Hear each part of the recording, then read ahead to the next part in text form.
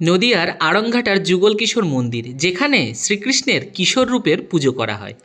1728 খ্রিস্টাব্দে নদিয়ারাজ কৃষ্ণচন্দ্র নির্মাণ করিয়েছিলেন এই সুন্দর মন্দিরটি। কথায় আছে, একসময় গঙ্গারাম দাস নামের এক ব্যক্তি বৃন্দাবন থেকে ভগবান শ্রীকৃষ্ণের একটি কিশোর মূর্তি নবদ্বীপের নিকটবর্তী সমুদ্রগড়ে স্থাপন করে সেই মূর্তির পুজো শুরু করেছিলেন। সেই সময় বাংলার পশ্চিম দিকে ছিল বর্গীদের উপদ্রব। সেই বর্গীদের উপদ্রব থেকে বাঁচতে গঙ্গারাম দাস শ্রীকৃষ্ণের মূর্তিটি নিয়ে চূর্ণী নদী পেরিয়ে আড়ংঘাটা বন্ধু রামপ্রসাদ পাড়ের কাছে এসে উঠেছিলেন। এখন যেখানে যুগল কিশোরের মন্দিরটি রয়েছে, অনেক আগে এখানেই ছিল গোপীনাথ জিউয়ের একটি মন্দির। আর সেই মন্দিরের পাশে আরও একটি মন্দির নির্মাণ করে শ্রীকৃষ্ণের মূর্তিটি প্রতিষ্ঠা করেছিলেন গঙ্গারাম দাস।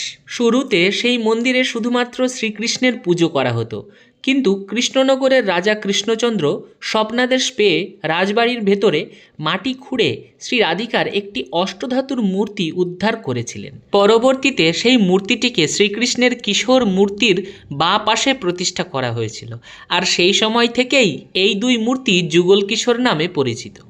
বর্তমানে এই মন্দিরে ভগবান শ্রীকৃষ্ণ ও শ্রী রাধিকার মূর্তি ছাড়া আরও কিছু মূর্তি পূজিত হয়, যার মধ্যে রয়েছে কালাচাঁদ, গোপীনাথ, শ্যামচাঁদ, রাধা বল্লভ, গোপী বল্লভ, শালগ্রাম শিলা, বলরাম, রেবতী, সাক্ষীগোপাল এবং বালগোপালের মূর্তি। মন্দিরের শ্রীকৃষ্ণ মূর্তিটি কোষ্ঠী পাথর দ্বারা নির্মিত, আর এই মন্দিরের দেওয়ালে দেখা মিলবে সুন্দর পঙ্খ অলঙ্কারের কাজ।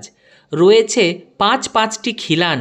মন্দিরের পাশেই রয়েছে প্রায় 300 বছরের পুরানো একটি বকুল গাছ, যা সিদ্ধ বকুল নামে পরিচিত।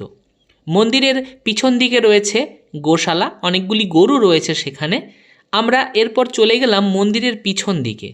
চূর্ণী নদীর তীরে এখানে রয়েছে একটি শিবের মন্দির, যা যুগলেশ্বর মহাদেব নামে পরিচিত। জ্যৈষ্ঠ মাসের ষষ্ঠী পুজোর দিন বহু মহিলা যুগল কিশোর মন্দিরে আসেন পুজো দেওয়ার জন্য। বিশ্বাস করা হয়, জ্যৈষ্ঠ মাসে যুগল কিশোরের পুজো দিলে ও যুগল মূর্তি দর্শন করলে এই জন্মে ও পরের জন্মে বৈধব্য দশা ভোগ করতে হয় না। প্রতি বছর এই জ্যৈষ্ঠ মাসেই মন্দিরের মূল উপাস্য দেবতা অর্থাৎ যুগল কিশোরের বাৎসরিক পূজা উৎসব উদযাপন করা হয়, এবং সেই উপলক্ষে একটি মেলাও সেখানে বসে। রাজ্যের বিভিন্ন অঞ্চল থেকে বহু মানুষ আসেন এই মেলাতে। শহর কলকাতা থেকে সরাসরি ট্রেনের ব্যবস্থা রয়েছে এই মন্দিরে আসার জন্য। স্টেশন থেকে হেঁটেই চলে আসা যায় মন্দিরে। ভক্তদের দর্শনের জন্য প্রতিদিনই খোলা থাকে যুগল কিশোর মন্দির। আপনারা ইতিমধ্যে কে কে এসেছেন এই মন্দির দর্শন করতে?